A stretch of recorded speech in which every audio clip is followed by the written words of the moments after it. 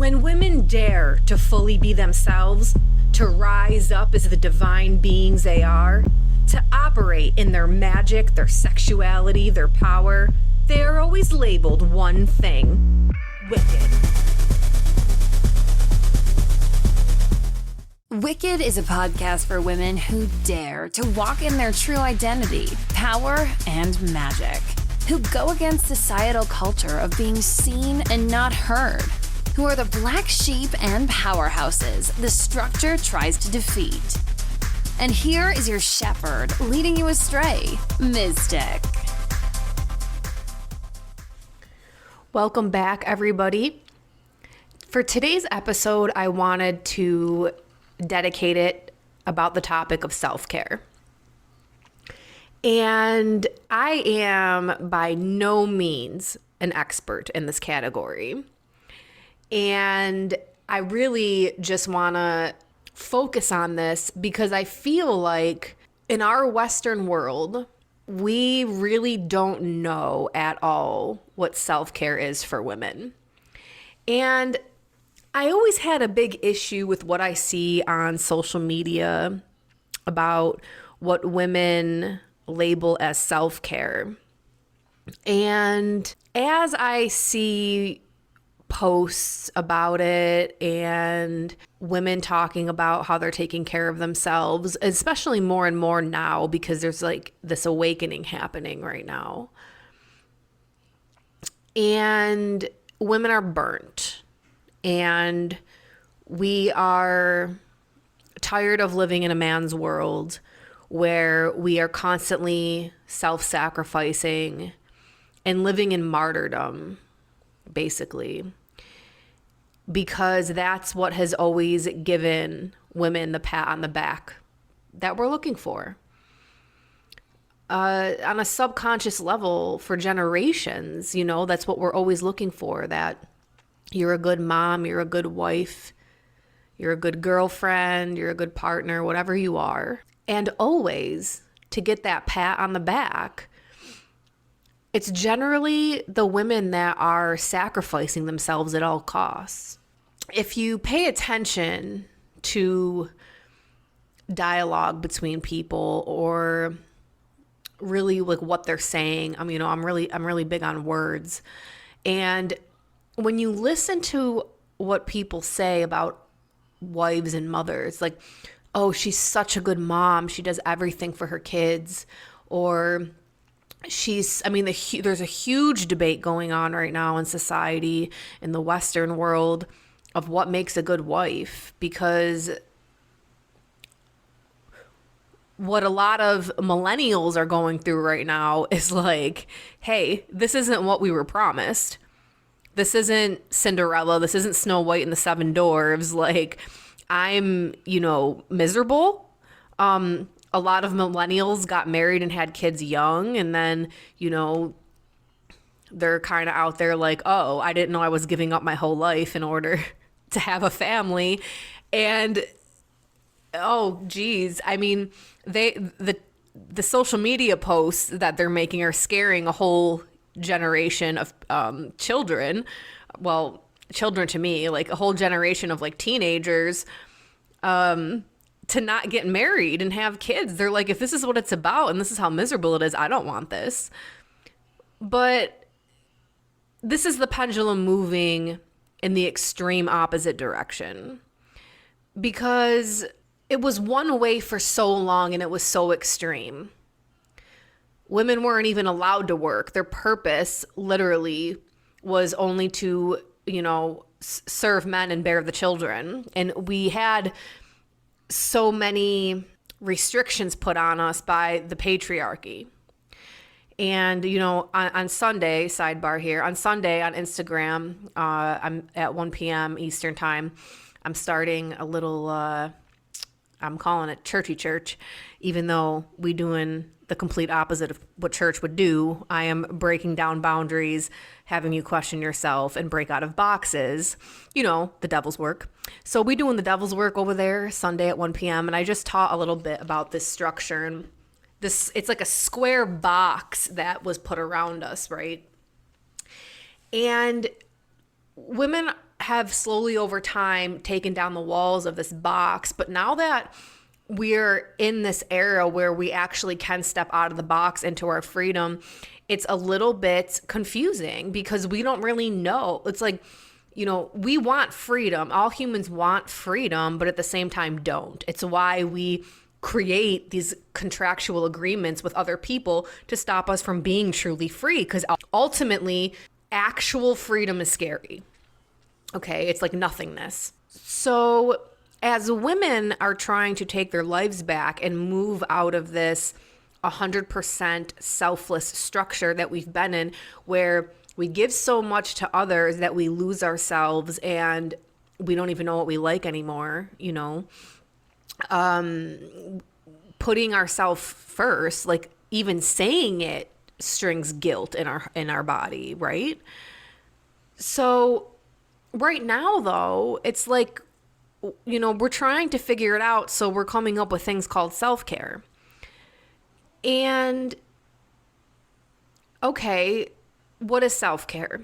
So here are some of the things that I see posted on social media about what self-care is. Drinking a glass of wine while sitting on the couch and watching Netflix. Taking a bubble bath. Going to the grocery store alone. Folding laundry with headphones in. Driving in the car by yourself listening to music. Going to the bathroom by yourself. Having your husband watch the baby so you have an hour to yourself. Going to a coffee shop and having a cup of coffee by yourself for 1 hour.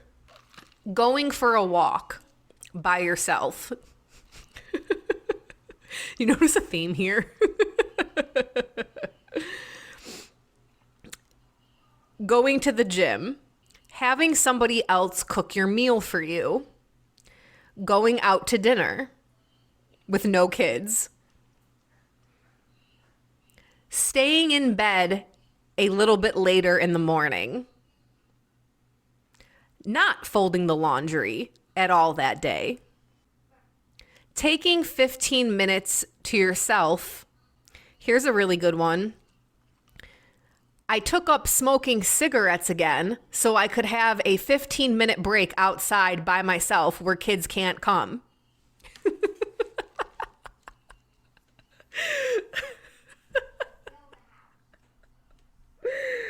Oh, God. I'm laughing because I've debated this. You know it's bad when suddenly Newports look good again.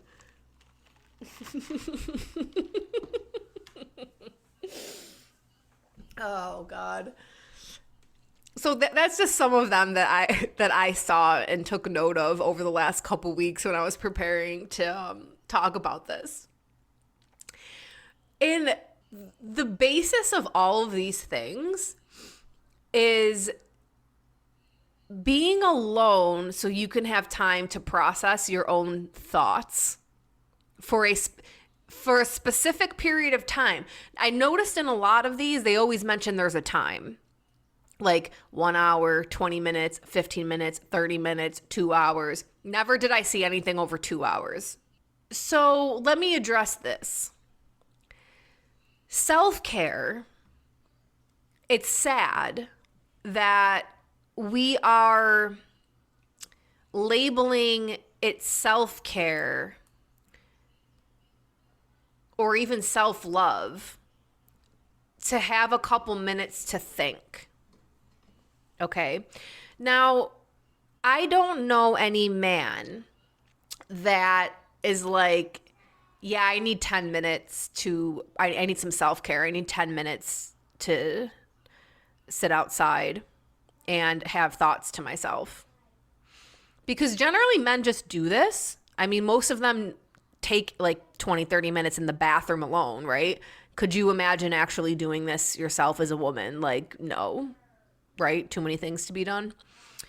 Kids banging on the bathroom door. There is no peace for that long. Your ability to think is just actually a basic human right. It's not self-care.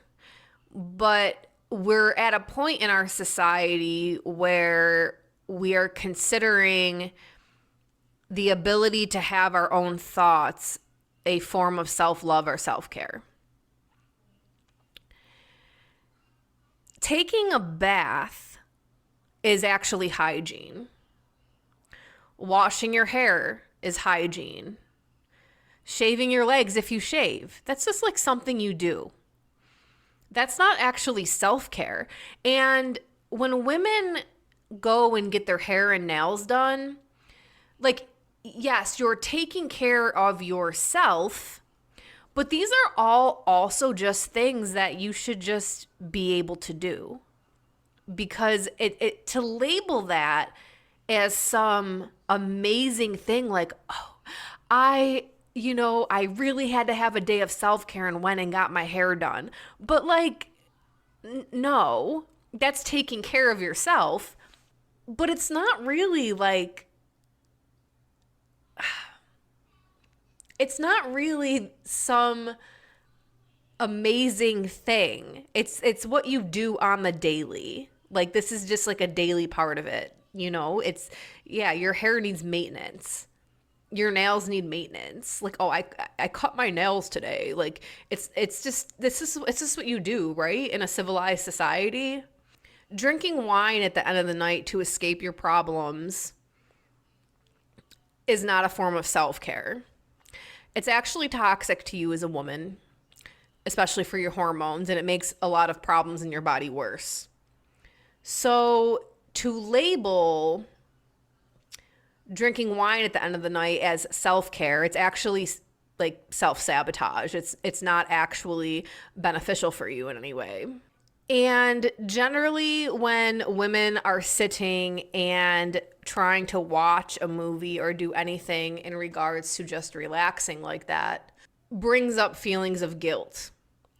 Or those voices start going off in your head, which is probably why you're drinking. If I'm sitting here, there must be something I'm forgetting to do, right? That's mine. Like, if I have time to sit right now, this means I'm forgetting to do something. And I start going over the list. Laundry, dishes, food. Like, I go over all the things. And again, being able just to sit down it's just a normal thing generally that people do. And see, this is where things get a little bit confusing, because it almost puts like motherhood, this is pretty specific, because it puts mothers almost in this place of being inhuman, like not being a human being.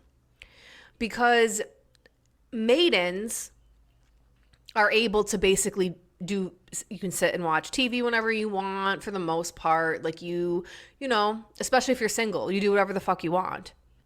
These are just normal parts of your day: showering, doing your hair, putting your makeup on.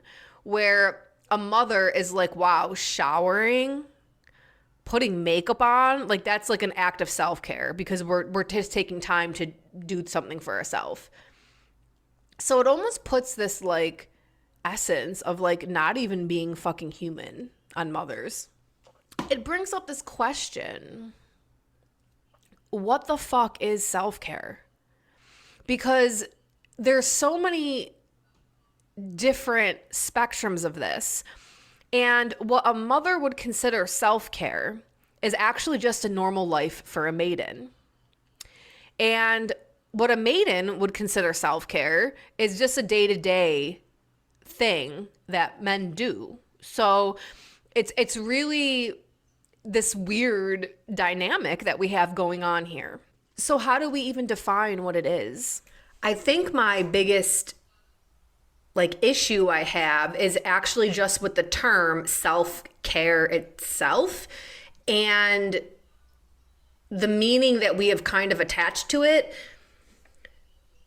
Because self-care, if you just break down the actual word, is really just taking care of oneself. So that would include, getting your hair done, nails, whatever, like whatever you consider taking care of one's body, taking care of one's own self.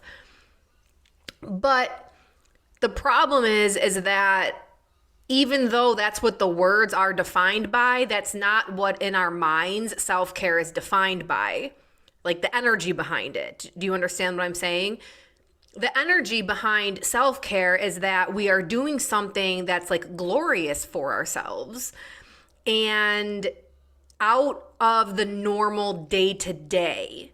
Like we are setting time aside to care for ourselves in a way that is different from regular maintenance so that we can enjoy our life.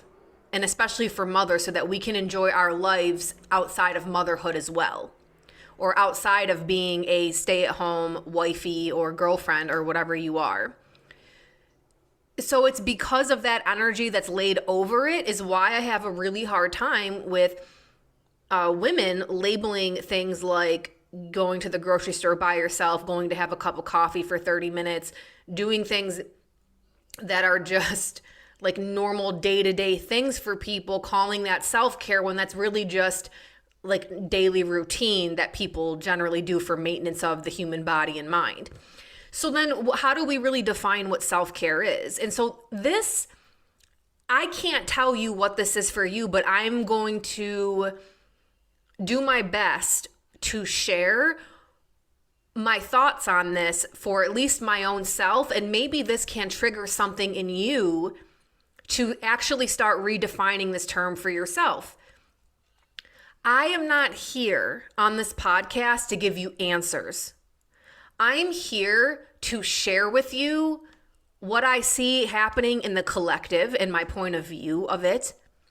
I'm here to share with you my own story and many stories and what I've learned from it, and to pass down wisdom and questions and to get you to question your own line of thinking and where it comes from and why you hold these definitions to be true and why you follow specific programs that you have.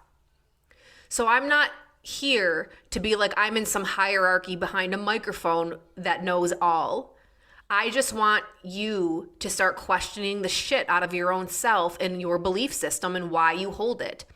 And if I'm offending you and triggering you in any way, most likely that's something that you need to assess in yourself because there's something in you that's like, that's a jab to me, and you need to ask yourself why. So I was really thinking on this. What am I going to define as self-care? And really, I think what women in my age bracket specifically struggle with, especially ones that are mothers, is a lack of interests, hobbies, and things that they do for enjoyment outside of their children, their husband, and general maintenance of the body.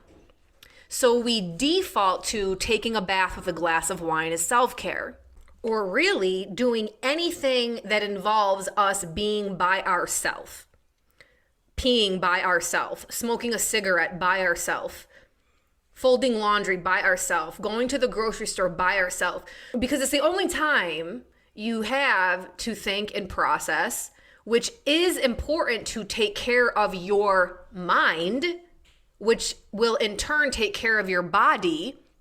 But how we know the term self-care, this is not that. That is just a basic human right that you have, that you're finally being able to exercise. We need to address the topic of guilt that women feel, especially mothers, around taking time for themselves and being able to do things, quote unquote, selfishly. Because for some reason, we think it's selfish when we do things that don't involve our children or our spouse. Now, for the most part, men don't feel this way. They don't have some type of guilt when they go to the basketball game with their friends, or they go out golfing, or they go, I don't know, whatever fucking men do. They go out and do things.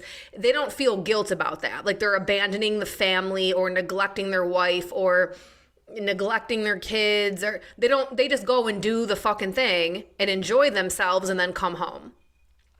So what does it take for a woman to actually cross into that? And why is it so hard for us to cross over into that?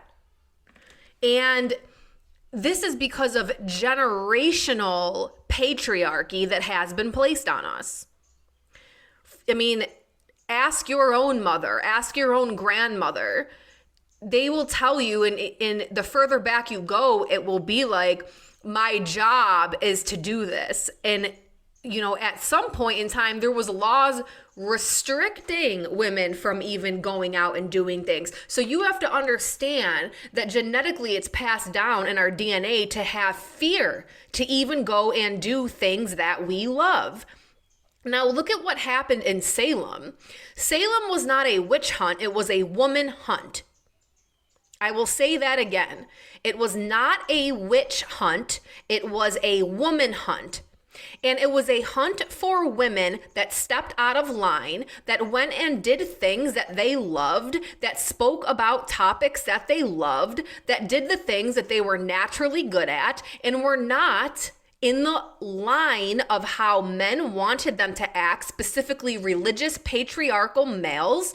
Patriarchy itself, even if you look up the term in the dictionary, it is defined by the Abrahamic religions, where the father or male is at the head of and ruling over, and generally it is through the rules being set through these Abrahamic religions, where male is in charge, female must submit to this. So this was really big in governments because it's an easy way to control people. Religion will always be used to control people. And tracing back into the text of the Bible, you have the Genesis story. So I'm going to stick this in here really quick to help to understand. There are two creation stories in the book of Genesis, chapter 1 and chapter 2. They are distinctly different. If you're a Christian listening to this and you have some weird way in your head of working this out, you need to understand you are very incorrect, and so is your pastor. So chapter 1 says that male and female were created at the same time. Chapter 2 goes on to say that man was created first and woman second from his rib, because we all know men cannot give birth. This second story of creation was inserted into the text 600 years after the first chapter. It was inserted because they needed to disempower the women, specifically the government. So they went through the church and they needed a way to prove that man should rule over women. And what did this do? It not only showed woman coming second, it showed that the woman is losing her creative power through birth, through creation, because she is the creator, and assigning it to a male. What kind of bizarre thinking says a male can give birth to anything? And so for all the Christians out there that have an issue with the trans movement, you should go back to your own text, because it's your text that is saying men very well can give birth. Now we know that they can't, and we know this movement is stupid and just another way to disempower women, but all they're doing is acting out your text. They're acting out your mythology. When you have a religion that is based off of the female is to blame and the female is less than, it is very easy for things like the quote unquote witch trials / woman hunt to actually exist. And now what was happening during this time period, and there was multiple layers here, okay? We can go over it, and I'm sure a lot of the stories we read are false, and what we read in history is false, and we assume a lot of things. But, and the fact that history is always written through the eyes of the victor, not the victim. So women, actually, you know what? I really want to mention a book here. I'm going to look it up while I'm talking. It's called Witch. Maybe I can have her on the podcast at some point. I have this book. Here it is. Lisa Lister. It's called Witch, Unleashed, Untamed, Unapologetic. Lisa, Lisa, Lister, Lister. Boy, would I love to have her on this podcast. I read this book when it first came out, which I believe was in 2017. Excellent. It's on audiobook as well. I highly recommend that book so that you can actually read what was going on during the witch trials from a woman's point of view.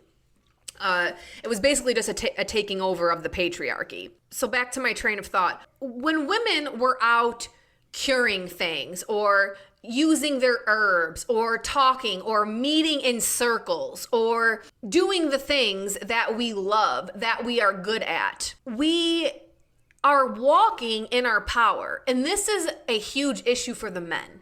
This was a huge issue because the pharmaceutical industry wanted to take over, which was male-run, patriarchal run, still is. So they needed to say, oh, it's witchcraft if you're using herbs. But there was also so many other things that they were doing. And basically, they were just targeting women who were stepping out of line, who were vocal about things that were going on, who were the forces to be reckoned with, and that were out just doing the things that they loved. They were burned at the stake for this and drowned in front of people. Everything was done in front of everybody else so that they could make an example out of these women. So that they can sit there and be like, if you're a woman and you want to speak out, you're going to get burned too. If you want to go and do the things that you love and go meet in circle with other women and chit chat, we're going to drown your ass in front of everybody. We're going to torture you in front of everybody. This is going to be you. You are going to suffer and be put to death. So women, because they didn't want that to happen, became afraid. And what did they do? They just reclused back to their house. They stopped talking to each other. They just went on serving their husbands, and they became indoctrinated by a patriarchal religion. That's in our DNA. It's even more in your DNA if you are part of a minority group. It's 10 times harder in your DNA if you are in a minority group. Because now you have an entire culture being colonized by this religion / patriarch. You have fears of being put to death in your DNA subconsciously for just being who you are. Like, there's fear in your very existence. So going out and doing things that you love and stepping out of this patriarchal zone is a very hard thing to overcome. And a lot of this, what it has translated through the years, is this thing that we call mom guilt, where when you're sitting on the couch even with a cup of coffee or whatever, you're sitting there, it's like there must be something that I'm not doing. I struggle with this hardcore. It's like, I mean, I even struggled with it before I had kids. Like, if I'm sitting down, this means that there's something I'm not doing or I'm forgetting to do something. It just got a lot worse once I had kids. But this is just, this is passed down in our DNA, and it's passed through the patriarchy onto women because we're punished for that. And our great-greats and great-great-great-greats were punished for it. So I think to come against this and to undo it, we need to actually start defining what self-care is for ourselves outside of saying that basic, like, bodily maintenance is what self-care is, okay? Like, these are things that you should just be doing, right? You should just be washing your hair. You can take a bath. It's okay. You can go to the grocery store by yourself. I don't really want, if you want to call that self-care, you need to come up with a new word for what we're trying to define here, because taking care of the body is not it. That's just what you get to do because you're a human. You have to take care of your body. You have to eat healthy. You have to sleep. You have to do these things so that you can stay healthy. And that's the problem. This is why women are so sick. We literally take on the burdens and stress of everything, and we try to have it all figured out. And the problem is, if we admit to ourselves we don't have it figured out and we don't have it all under control, there's generally a narcissistic male somewhere that's holding that against us. And what happened is a lot of women took on this role of the narcissistic male and started judging other women who they think are doing it wrong, who are mothering wrong, who are not good moms, because what they're doing isn't what they are doing. Or because one mom uses the TV a lot because she just can't take it, and the other mom doesn't believe in screens, so she judges the TV mom. But you don't know that person's story. Like us as women, we really need to get past the judgy. We really need to get past the judgment and stop doing that, because you don't know women's situations. You don't know what's going on in their home life truly, even if they say they're sharing it with you, because I can guarantee you they are not sharing the finer details, because a lot of women are embarrassed about what's going on in their homes with their men. Oh, I can guarantee you, because hello, as a reader and doing spiritual consultations with women, I can tell you when they open up to me and are telling me what's going on in their fucking home life, holy shit. And I wish so much that women would start talking more to each other and be open about it, because we'd stop walking in our fucking delusions about men, and we'd stop projecting greatness onto fucking losers. And we would start standing up for what we need and for what we want, because we are done and need to be done putting our wants on a back burner. You can say, like, I need this, and it doesn't bring enough guilt, but it doesn't bring that much guilt. But when you say I want this, now it's like, well, that's just a want. It's not a need. You don't need that, so you shouldn't want it. Like, to make you feel guilty for stepping outside of that fucking chess square I'm always talking about. But what if you just decided to be radically disobedient to that? And you started doing things that you loved for yourself and left the fucking kids at home? And no, your husband is not a part of it. Your partner's not a part of it. Even if you're a maiden and don't have kids, go do something without your fucking boyfriend. You need to decenter the men from your life, because, and I'm going to get actually into this topic on the next podcast, because I'm starting to get really, really aggravated with social media, because everything that comes up in my feed is all about like what men want. And like women are always talking about, men don't like, wealthy men don't like this body shape, or, this is gaudy. Like, I don't know, like everything they're talking about and like what women center their lives around is like what the opposite sex is attracted to. Who fucking cares? Do what you fucking love. You need to start assessing yourself. How many things you think that you're doing for yourself, you're only doing because you think you're going to attract the opposite sex by doing it. Or you think that that's what they like, so you do it. Do you think that much women would be having fucking plastic surgery and having these insane fucking, okay, I might not live in Miami, but I live in Naples, Florida, and holy shit, just go to the gym. I got back in the gym and I forgot. It's like BBL Central. And the amount of plastic surgery in the older women, like older than me, they're not even old. Like it's not like they're 70s and 80s in there. But I'm saying like women that are older than me, it's like all their faces start to look the same. You can't even like be like, oh yeah, there's Jen, there's Terry, there's Sarah. No, they all just fucking look the goddamn same because they all are getting the same fucking plastic surgery. And they think that it's like what? That this is what men want and this is how you're going to attract the opposite sex. I have news for you. We are the only species where the woman is supposed to be out flaunting to attract a male. It's opposite in nature. Men are supposed to be flaunting their shit because we're the ones that create the next generation off their sperm. And that is all that they are generally good for. Even that, our egg picks, our cervix sucks up their sperm into our body. Our eggs would rather die than take in junk sperm. We gotta get more in tune with our fucking cycle. We run the show. Men don't create nothing. There would be no, if women decide to stop having babies, there'd be no earth. There'd be no world. Well, there'd be no humans. Well, there'd probably be no world because if men were left to, look at what they're doing in charge now. But if women were completely erased from the picture, I'm pretty sure they would just all fuck each other and then kill each other. If you don't think that's true, look at frickin' those underground prisons in fucking other countries where the cops don't give a shit. That's basically what they do there. They fuck each other and kill each other. I was even thinking about this the other night. Do you know that if men weren't nasty, the porn industry wouldn't even exist? Neither would the fucking sex trade.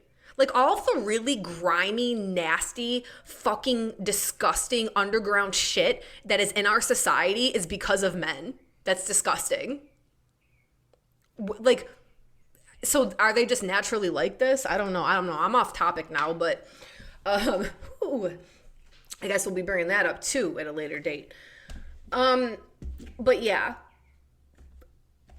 you really need to get in touch with who you even are. Who you are outside of, is this pleasing to a male? Who you are outside of, I'm in service to my man, I'm in service to my kids. Stop calling showering and shaving your fucking armpits self-care.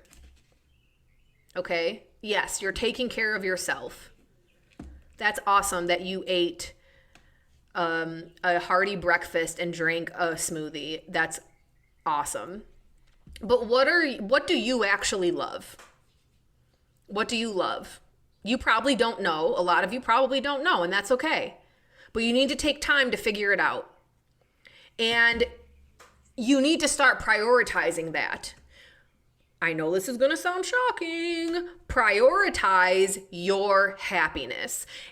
And ladies, I am saying this as a reminder to myself as well, because it is hard. Men listening, if you're listening, I know there are men that listen to this podcast because they message me and it's awesome.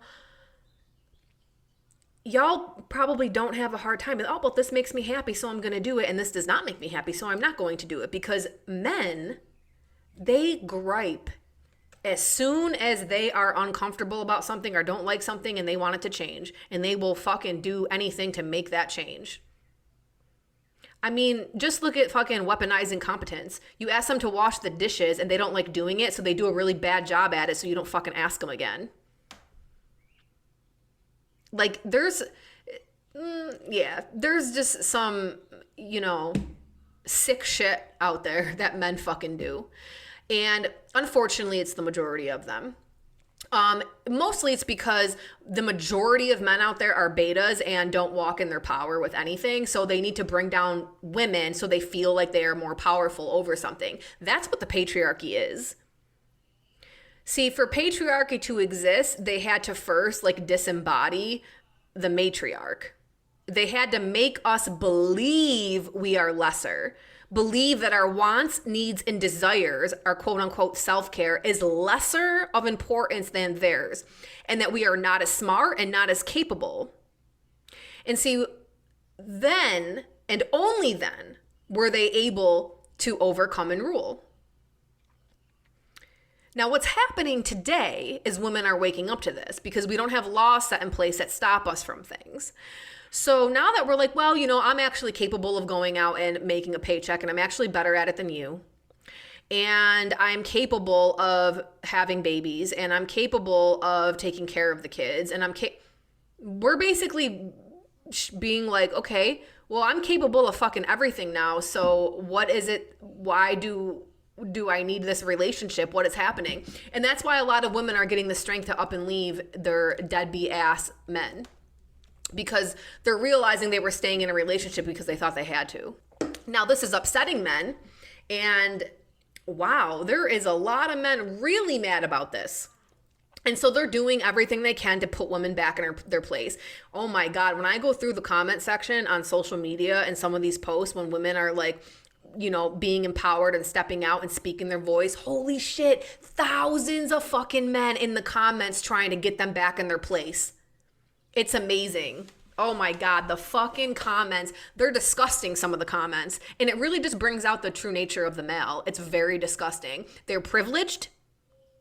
They think they fucking run the goddamn show, and it shows what happens when they start to lose power and control.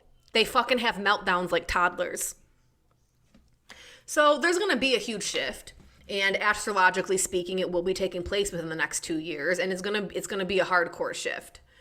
I'm glad for it. I'm there for it. I'm supporting the movement, and it's going to be a rough fucking road. And there's probably going to be a huge time period where, I know for a fact there's going to be a time period over the next 2 years where the divorce rate is skyrocketing, but we have to go through this because there needs to be a purge. And as soon as all of the women are on board with this new program and we start setting the rules for it, the men are going to have to adapt. So matriarchy will, again, eventually rise. Like, I'm hoping in my grandkids' generation, we're somewhat there. It's going to take a while. So as I wrap up this episode, I really want to challenge you ladies to start thinking about what it is you want, desire, and love to do. What are your interests? What do you want to start doing solely for yourself? Let that start taking priority. Carve that time out of your schedule to do it.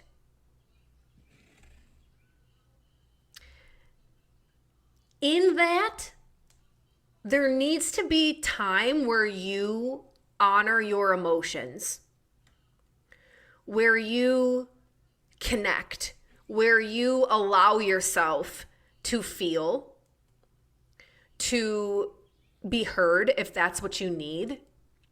That I'm going to start hosting this on the network where, we're going to have these sessions once a month where we just like vent things that are going on, feelings that we have. And if this isn't a time or space for advice, there will be no advice given. You can always connect with somebody that you feel, to reach out to within the network afterwards. But it's just a space for us to hear each other and to be able to be like, I've been there. Because sometimes that's all you need to hear. Like when I share my stories with women and they're like, that happened to me too. I'm just like, wow, like I'm not fucking alone in this. And how are this many women going through the same motherfucking thing? Like, this is an epidemic we are in. The real pandemic is men. Like, we are in a motherfucking epidemic of just fucking narcissistic, abusive pigs. And it comes because of the patriarchy. And it's time to step out and break out of this. And the way you're going to do this is to keep putting yourself first. Find your interests, find things that you like, find out what it is that you love outside of, do men like this? Okay? Like you need to, I know there's some women that are listening, they don't have this. The majority do. The majority do. Even if you are married, you will most likely have a male-centered relationship. Okay? So peeling back these layers and just even allowing that to happen and carving out time for yourself, okay? Prioritize this. What emotions even come up for you because you're prioritizing it? It's okay to put yourself first. It's okay to do things just because you want to. And of course, it's always okay to be wicked. Want to be part of an online community filled with other badass women supporting each other on their wicked journey? Check out my online community, the Wise Woman Network. We have classes, courses, online community meetings, and more. Activate that sleeping goddess within and unleash your divine power. Join me today on a free trial to all my listeners. Link is in the show notes. I'll see you there.